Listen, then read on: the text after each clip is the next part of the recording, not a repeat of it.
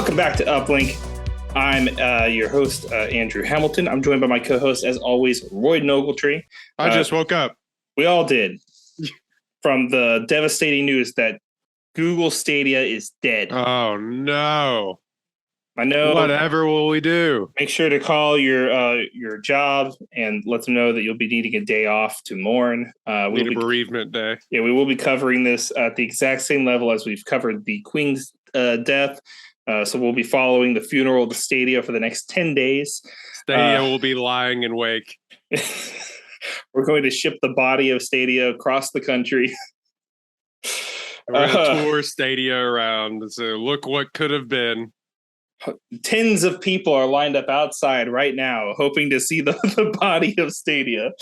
All right, so we're gonna skip through some of the intro here and get straight to it because it's not a whole lot to talk about with this, but I do want to get into some of the details, minutia of this situation with Google just suddenly shutting down Stadia. I think the funniest thing, maybe not the funniest, it's all, look, as much as I like to see a big corporation do a hard fail, it is worth acknowledging that there was a large team whose sole purpose was dedicated to the creation and continuation and upkeep and betterment of Stadia. Cloud gaming isn't a bad thing. It is a way to bring gaming to more people who maybe don't have the money to invest into a full-fledged console. But the downside is that in America, at least, internet connection is not consistent enough. Not enough people have access to a good enough internet connection that this mattered. Right. So I was struggling with internet last night, and we live in a decent enough place that we don't live out in the sticks. You know what I mean? I mean, I have close to 1 gig internet, and I still have bad internet days.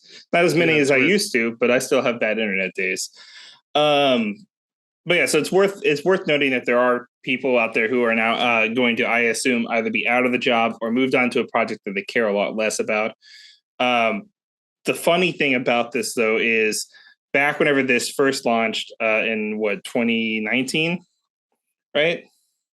Yeah, it was so soft of a launch. It was so soft of a launch that I had no idea that it I had just erased that from my mind. Yeah. I sort of remember that Google was making a Chromecast gaming system, basically, for lack of a better term. So that's also the other side of this. I'll get to that in a second. But what's funny is they did this massive reveal event, right? And they showed some of gaming's biggest failures. They showed E.T., the Atari E.T. game. They showed the Power Glove. They showed, a few of the other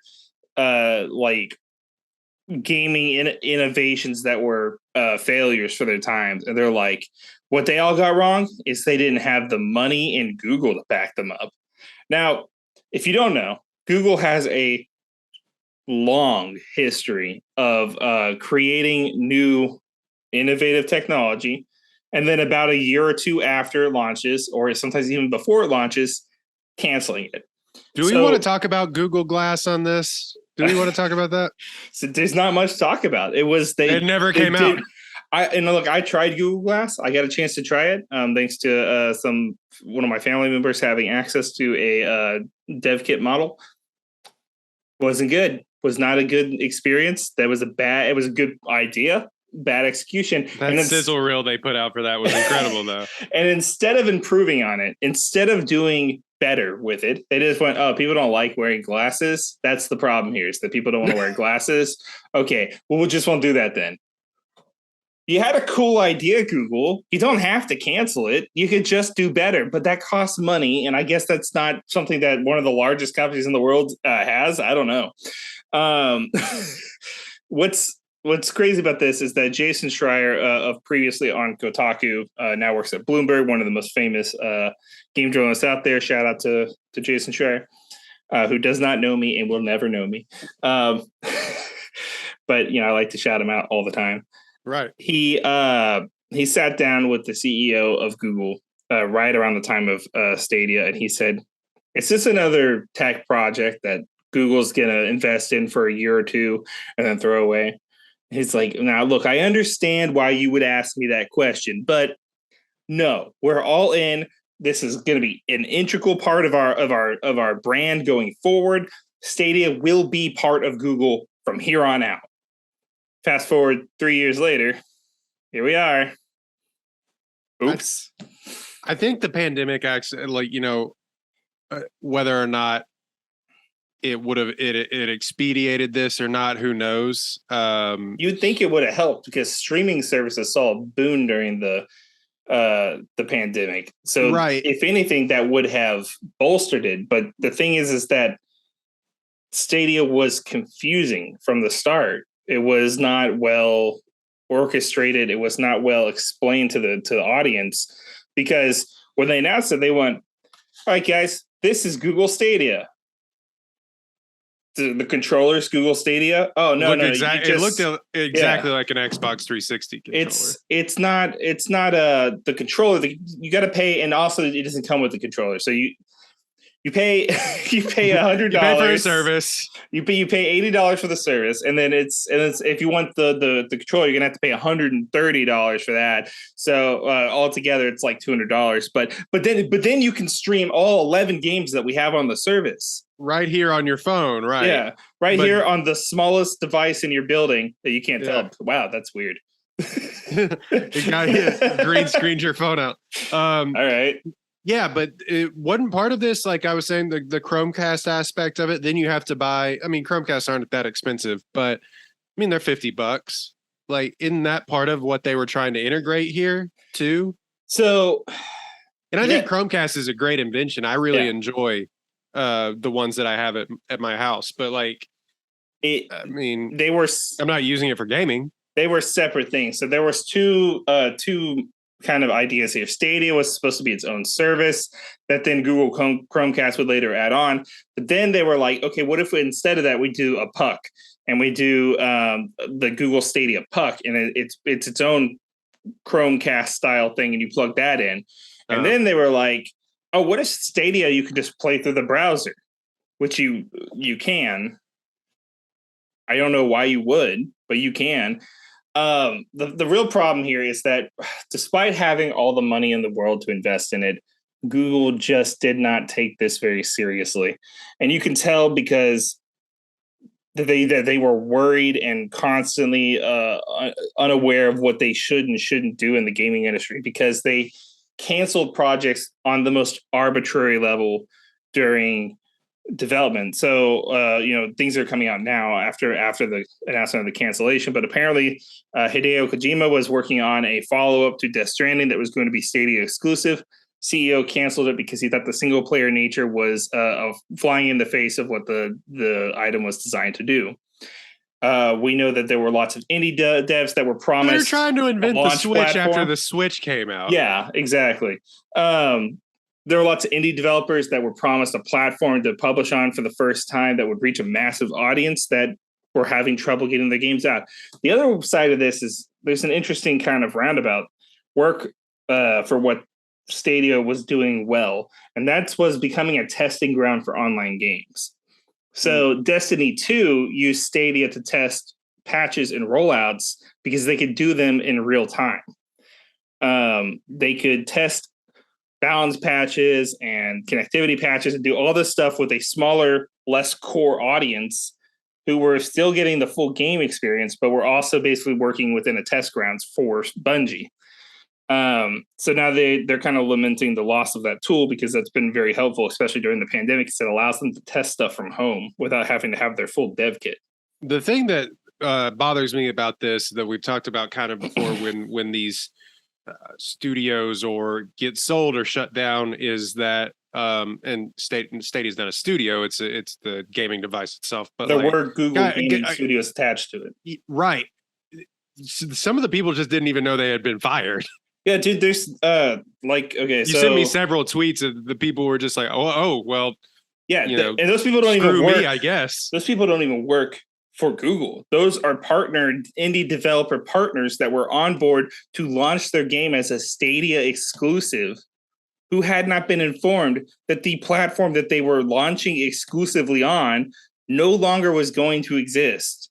Right. Now, look, Stadia won't shut down until January of 2023.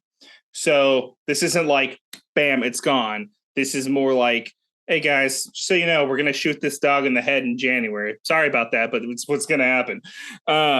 You can have Christmas with it one more time. Yeah, your game will will be available, you know, for 3 months, and then it'll get killed. Where I think they failed here is just doing their own games, like not partnering. And does Microsoft own Steam? Am I making that up, or is Steam its own independent company? Valve owns Steam, and they're their own thing. Okay, so what? Not partnering with one of these larger, like trying to do all your own stuff and put it in, like not partnering with something to carry over that has more games to carry over into your cloud. Like I know that's harder than it's sat. Like I'm making it sound like people are rolling their eyes right now, but like I think this would have done really well if you partnered with something like Steam and had those massive amount of games at launch, because then I could see like, oh, this is like I have an Apple computer, so being like a lot of those games don't play as well on the Apple, on the Mac, as they do on Microsoft computers. Like if I could just plug and play some of those Steam games, I guess, on my phone, that would have been cool. I would have actually re-downloaded Steam and paid for it. Yeah, exactly. We're going long on this subject, but I'm just saying, like, there's the other ones are going to be shorter, so it's all right. What's crazy is that it launched with just 22 games, but by the end of 2020 had over 130 games. So its library is still like a third the size of every other possible market. Now, obviously they were trying to do something different than everyone else, but yeah, they couldn't even partner with someone like Microsoft or Valve or Epic, because they were trying to compete in that space that those places were in. You would go through the Google Play Store to purchase games that would then be available on Stadia. They were using their own marketplace for this. So the biggest thing that I think really hurt them is that Microsoft launched Xbox Game Pass for PC last year, after being in beta test for about a year, and it was a massive success. It has all the built-in features that Stadia has, but with full-fledged PC games and Xbox games built into it. So you've got the ability to play through browser, which I've used and does wonderful with. You can access it through your console if you have a Game Pass. You get it on console as well as PC. You can use it to download full games, so you can play offline if you want to. It's just a better service. There's a dedicated app for it through web. Again, cannot see my phone. I don't know why I keep holding on your phone. Yeah, through the grid. Gotcha. There, I just gotta put it in front of my face. You can download that stuff and play it through your phone in the same way. Again, I've used it. It's great. I think that that service being so well-rounded and already attached to a brand everyone knows as a gaming company instantly made Stadia irrelevant. So unfortunate, sad that for the developers out there that are affected. Sorry to the teams that spent a good chunk of their last 3 years working on this project, but now does Apple Google fare? Yeah, does Apple have something along the same lines as this that partners with Apple TV? Apple Arcade. Apple Arcade on like an actual it's nowhere like the ones near that this. Yeah, I know the ones that you, but they've also ventured into this as well, semi. Yeah, but you can play it on your TV with a controller, I believe. Yeah, but it's mostly mobile games. There's not a whole lot of like these big PC style games or anything. It's not even really any console games on there. It's almost strictly like designed for mobile, because the Apple TV operating system is essentially a mobile gaming device. Right. To wrap this up, I like the idea of not having to transfer an entire, like if I wanted to go on a trip or whatever. And you see this with like professional athletes, even like baseball players, when they go on long road trips, they'll just bring their whole console with them. I used to do that. Yeah. So like, and people do that all the time too. But like, I like the idea of being able to just have a controller and maybe have a cell phone or even a laptop or whatever. And just being able, that's what I transfer to go places to game. Right. Yeah. Then again, there's already the Nintendo Switch. Yeah. Well, and that's the other thing is the Nintendo Switch already had the mobile gaming market covered. We didn't need another thing. Let's move on to the next topic. Once again, sailing into the murky waters of development hell, Skull and Bones has been delayed from just a couple months away to March 23rd of 2023. This game's never coming out. Well, okay, so I don't know if you remember the reveal trailer a couple months back. We talked about it a little bit. It looks like garbage. And they did the thing that a lot of those games that the Switch reveal did, where they went, "Hey, do you like to do chores? What if you could do chores virtually? And what if you had to maintain everyone else's happiness to be able to enjoy the game? And what if everything in this game was a fetch quest? Aren't those your favorite? Hey, guess what? The combat's here, but we're not going to really show that very much. That's not important. What's important is that all the characters are dead in their eyes." You remember Assassin's Creed Black Flag? I remember. Yeah. Oh, I remember. Yeah, no, it's a lot of that. And it's been 10 years in development. And that's too long. Well, I mean, it's quite literally the same build as Assassin's Creed Black Flag, right? Yeah, we talked about this before. They're using a off-branch, a slightly modified and updated version of that engine. The biggest problem is that it's just too costly and time-consuming to move the entirety of that game that should have been out on a previous generation to a new engine to make it look next-gen. But they are still trying to... This will be the first game ahead of Assassin's Creed that will be a next-gen exclusive title and launch with the $70 price tag. The last Assassin's Creed and Far Cry came out on the previous generation's consoles, but this can't be the one to launch that, guys. It is not ready. Made for basically the PS4. It not even like the PS4 Pro. It looks like I downloaded Black Flag, and I told you this. I tried to play it again the other day just to see if it was worth. It was before I bought the PlayStation Plus streaming service, and I downloaded it for like $10. Tried to play it once. Not great. It just doesn't feel right anymore. I understand it was a brilliant game when it came out. Oh yeah, Black Flag's one of the best Assassin's Creed games out there. I would not go back and play it today because it does not play like Assassin's Creed. I loved it. I thought it was the best game that I ever played back in the day. The best pirate game ever made. Yeah, for sure. And sorry, Sea of Thieves. And I tried playing it again, just looking even at and I understand that the graphics will be a little bit better. Yeah, at launch for Sea of Thieves. Skull and Bones. It's same thing. Generic name.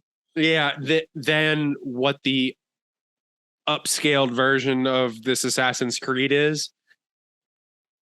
It just doesn't play the same, man. It's not working. And if you're using the same sort of engine for that, and even the way that it looked when we looked at the trailer, it kind of looks like a PS4 it looks like an overly polished PS4 game. You're right. Sorry, you have a better way of phrasing that than I did. It just looks like a downgrade almost from where it looks wrong.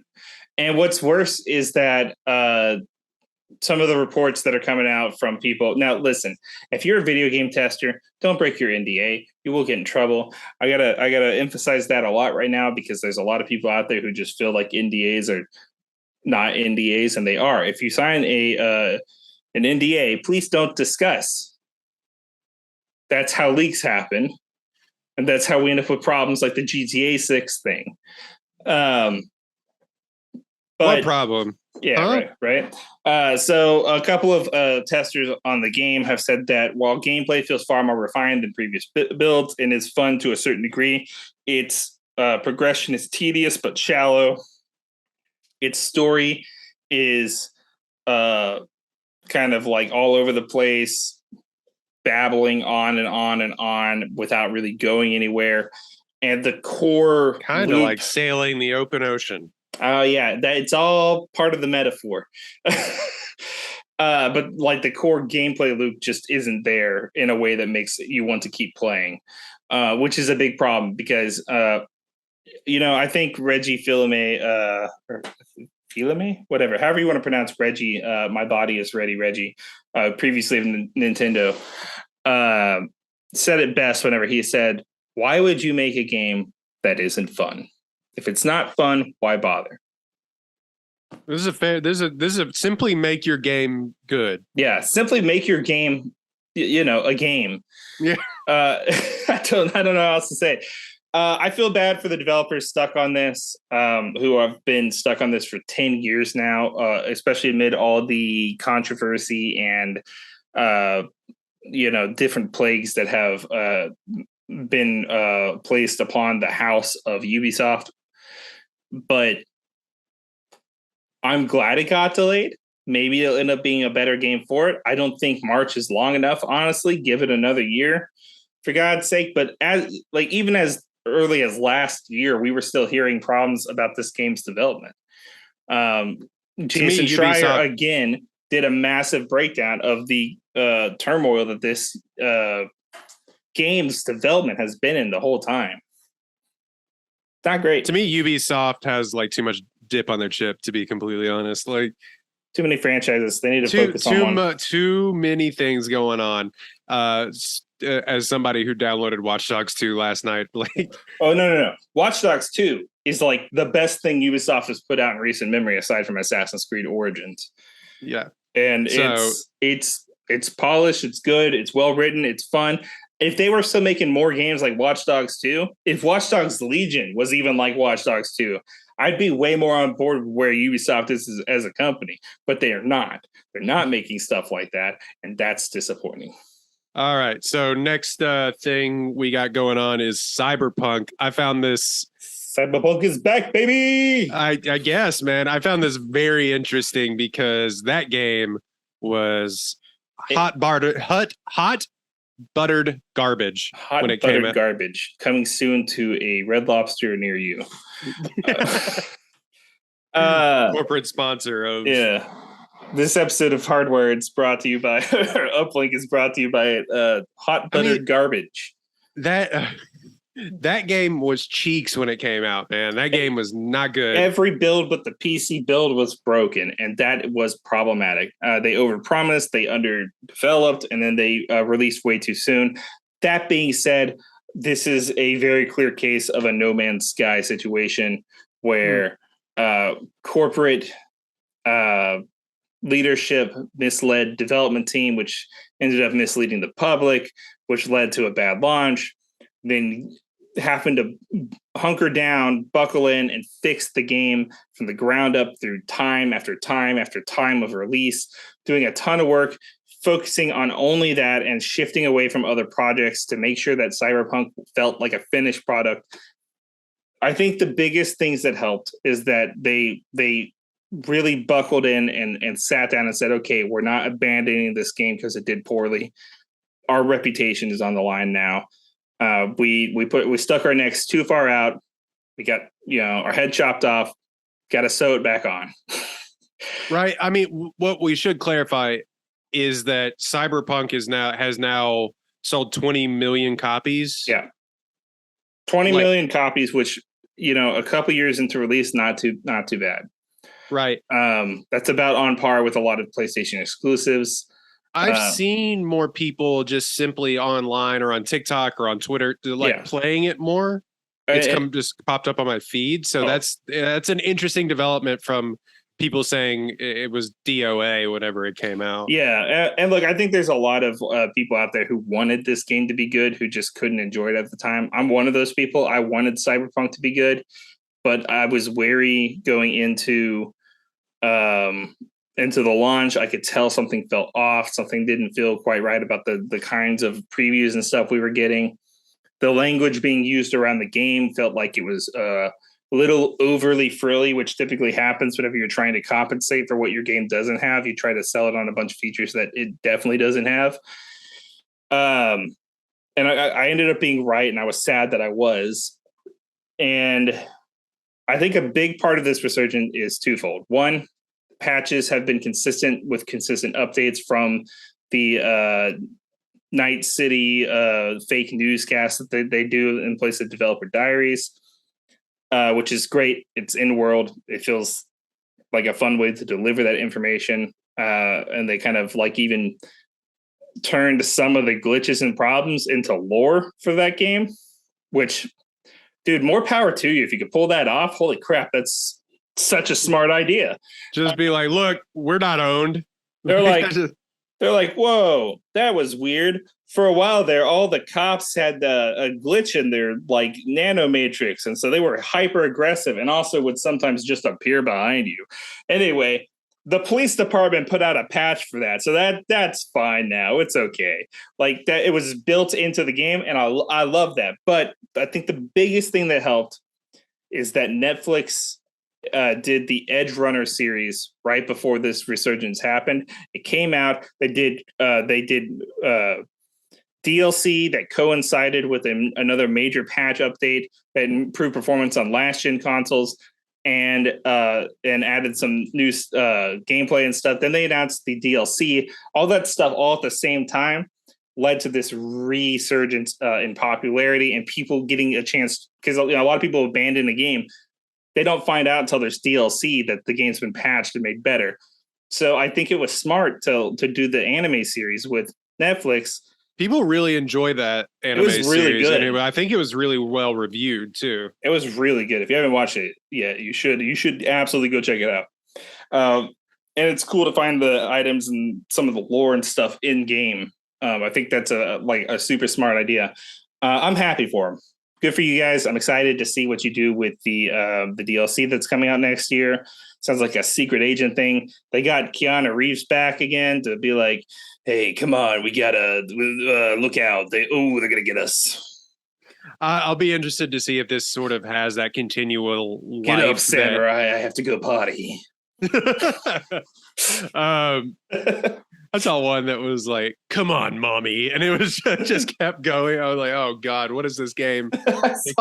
There's one that was like Keanu Reeves standing in the doorway, but he's like one of the kids and he's like, mommy, I threw up. Mommy, wake up. I wet the bed. Yeah. I think that this game, like if it has that continual, it could be an interesting pivot to have that continual life that you were saying No Man's Sky has, where they're just constantly working on it and new updates and new patches comes up, and it is this continual world. That would be something that we hadn't seen sort of for like this first person. I mean, obviously No Man's Sky did it, but like for this shooter sort of the only other game that I could think of that kind of I can't think of, like, No Man's Sky is the only one I can think of recently that had that level of problems. I mean, GTA Online. I guess you could say Destiny 1 and 2 both suffered from a content problem as well as bug issues and stuff, but the core gameplay was there. It just needed more. This had too much going on in it and wasn't able to execute on most of it.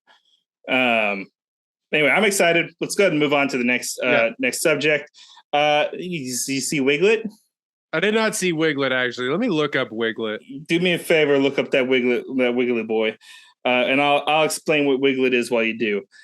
So we got a new look at another new Pokemon. Now, normally I wouldn't highlight just a single Pokemon. I'm getting actual wigs coming up on my timeline. Or on my, hold on, Wiglett Pokemon. It's a worm Diglett. Yeah. So very creative. They made sure to be distinct here. This is not a Paldean version of Diglett, but this is a water eel. I think they're called water worm. Not sure. Very phallic of the Pokemon industry. Yeah, it's a weird looking dude. But I kind of love him, and it's not. I think it's interesting. So I follow a couple of these people who are working for the Pokemon company on this game, and he'll sometimes tweet out like these very cryptic, like, "Hey, here's a riddle for you to solve, and if you solve it, then you'll know something about the next reveal that's coming tomorrow, or whatever." The Wiglets. He just tweeted out a picture of like Diglett's face on one of the mountains from Super Mario World 2, one of the big blue tall mountains with clouds around its head, and I was like, what? And then this came out, and I'm like, oh. But apparently there's a few Pokemon that they have similar looks to Pokemon from previous games, but are not new versions of those Pokemon. They are completely distinctly different Pokemon. So this isn't like an evolution of a Diglett. No, this is a completely, maybe within the same classification of family or something like that. If you're going to go, I would hope scientific. It looks like a weird distant cousin. I think that's kind of what they're going I'm here for Thanksgiving. I'm Wiglett. Hey, Diglett, let's go bowling. God. So have you ever used a Diglett in Pokemon? Like, have you ever captured one and used it in a battle? I can honestly say I have not. I used a Diglett in battle in Pokemon Blue and maybe in Fire Red. I can't remember. The last time I used one in battle was in Pokemon Ultra Sun when I caught because they had the Alolan variant that was metal and had a dumb wig. Which was the bizarrest choice for ways to change the design for Diglett. They're like, what if it was a little lighter or, like more colorfully brown and then also blonde hair? What if Diglett was sexually ambiguous? What if Diglett was the Children of the Corn? Which is all I ever got the vibes of. It's like the Trump family lived underground. It's it's not great. But I had that little bastard on my team, and he didn't do much, but he was there to absorb hits because he was tanky as hell. Diglett. I just wanted to highlight how great it is to see them do something real stupid like this. The internet seems to love Wiglett a lot. I've seen a lot of great memes. The more I see about the Scarlet and Violet, the more excited I am about it. So I'm very interested to see what other kind of weird fake Pokemon we get out of real Pokemon. As someone who didn't play, which I now own it, so I should play it. Like I said, my wife has mainlined that the Arceus.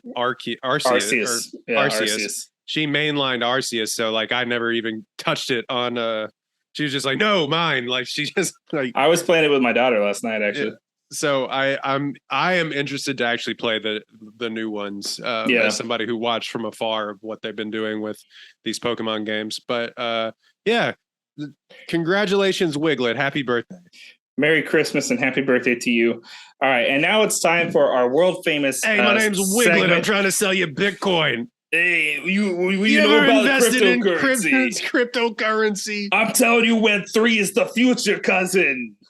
You know about Dogecoin. Anyway, this bit is dead. Let's now on to one of our world famous segments that I like to call Royden's probably too late, but still somehow loosely relevant reviews. You've just finished God of War. Put that on the marquee. Yeah.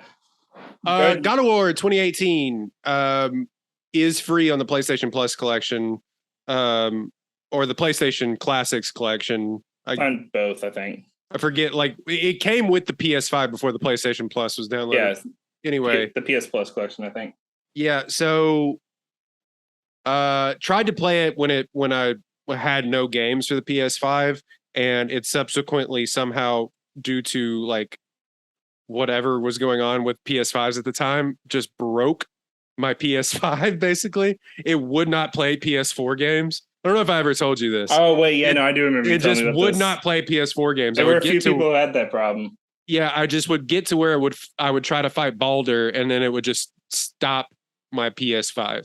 It just would sound like a tank was rolling out, or like a jet engine was taking off. And anyway, so I put it down. I came back to it because God of War Ragnarok, the best game that has ever come out apparently is coming out in November, and I have since been shamed, I guess, into playing this game. That's what I'm here for. No, guys, I don't know if you know this. God of War 2018 was really good. Yeah. Like that's kind of my review. I would say it like this. That's not very like you have all played God of War 2018. Basically, if you're watching this, I feel like most of you have. Yeah, for the most part, that's probably true. Was as somebody who never played a God of War when I was younger, because M-rated games were bad for my tummy apparently, and I couldn't go play them when I was younger. But after having no knowledge of sort of the lore of it and everything, I was really immersed in the world. I kind of knew what Kratos was and tangentially how all that was related. It was interesting seeing him not in Greek and Roman mythology, but in Norse mythology. What an interesting world that they built. It was so well realized. Yeah. Combat was so fun. Although I ended up resorting almost to button smashing at the very end. It gets tough during some of those fights for sure. Right. And the semi-open world was interesting. I really do, like I said, the realized of all the realms, how interesting those were. I didn't, after I kind of just mainlined all of the story, so I really didn't explore that much of the side quests, and I may still do that, but I should go back and do at least the dragon side quests. Those are really good, and the Valkyrie hunts are fun too. Right. I found one Valkyrie before I was ready to like actually fight them, and I retreated. Those are some rough battles. Retreated so hard, it was unbelievable. But yeah, I enjoyed the story mode. All the artwork and cutscenes for that are insane. Yeah. The boss fights were always well thought out and fun. They weren't as difficult maybe as you would think. But no, I had a good time. With it, incorporating Boy into the game and using him as sort of like for the range combat as well as a sidekick was fun. I hope you get to do more of that in the new game. It. Yeah, I hope it's more intricate in the new game than just pressing like square to fire an arrow. It honestly wouldn't surprise me if they pull a Last of Us and halfway through the game you end up playing as Atreus for at least a little bit. I guarantee you that will happen. And yeah, I don't want to be that guy, but I will be that guy. I saw the twist at the very end coming from a mile away, which if you know anything sort of related to Norse mythology, which I sort of did because of that Viking show. Yeah. That I knew Atreus was going to be Loki. Didn't take away any of the emotional weight for it. I was surprised by it at the time just because I wasn't even thinking of Loki as being Norse or not Loki, Atreus as being Norse at the time. I was thinking of him being, son of Kratos of Sparta, and how that doesn't, they are all outliers. They're both outliers because they're not of that world. But it was really interesting to me that they threw that twist in there, because I was like, oh wait, yeah, no, he would be part of this world, and that makes sense why he can talk to Jormungandr and kind of know things that he should not really know yet. Yeah. Yeah. I found it to be one of the more, I played this until my eyes bled for like a day, like 2 days straight. So it's always interesting to me to review those games when you just like, was it good? I don't know. I just played it for 15 hours. So like, right. Yeah, I guess. And it was, I think it was one of the better games that definitely for the PS4. On the PS5, it still plays great. One thing that I noticed was how quickly you were able to transition from inside to outside, and some of the stuff that they're trying to be. Yeah, so it's all in real time, which is cool. There, everything's in real time with shots that continue on from gameplay. So there's no load screens really as far as like transitions go. Everything's done in one shot.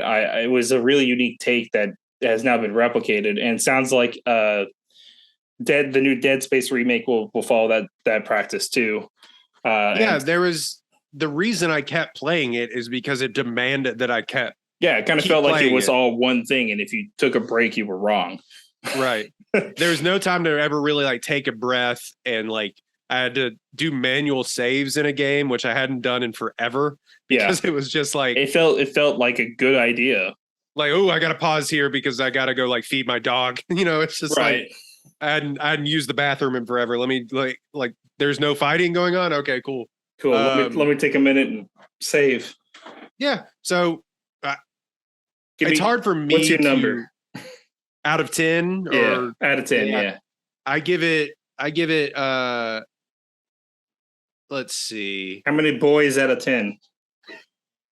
How many fire blades or how many chaos blades out of 10? Yeah.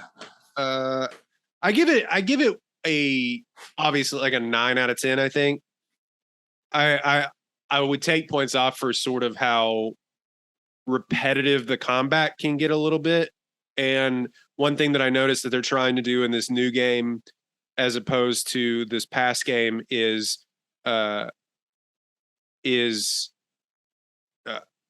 what do you call it?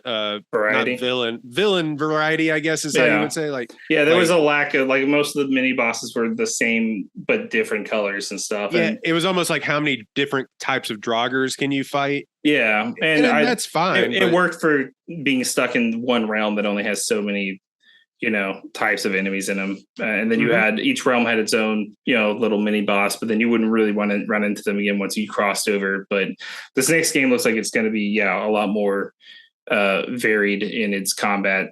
It's like once you kill one troll, you kind of know how you're going to end up killing all the other trolls. So some of them have ice abilities, some of them have fire abilities, but they're all trolls in the end.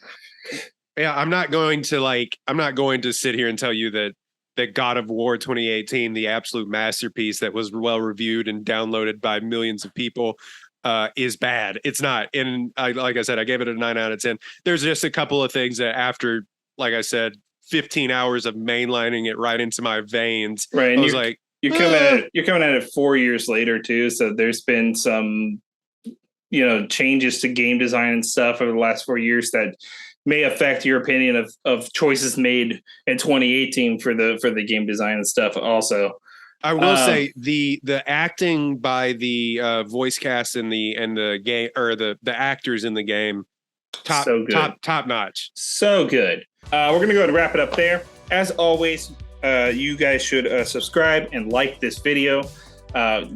Keep it with us to stay locked in on all the latest stuff. We're going to have a ton of reviews coming out over the next couple of months. Lots of coverage of various games. You'll get to see me do an unboxing of the God of War Collector's Edition. Whenever that comes out, I will be doing an unboxing video for that one 100%.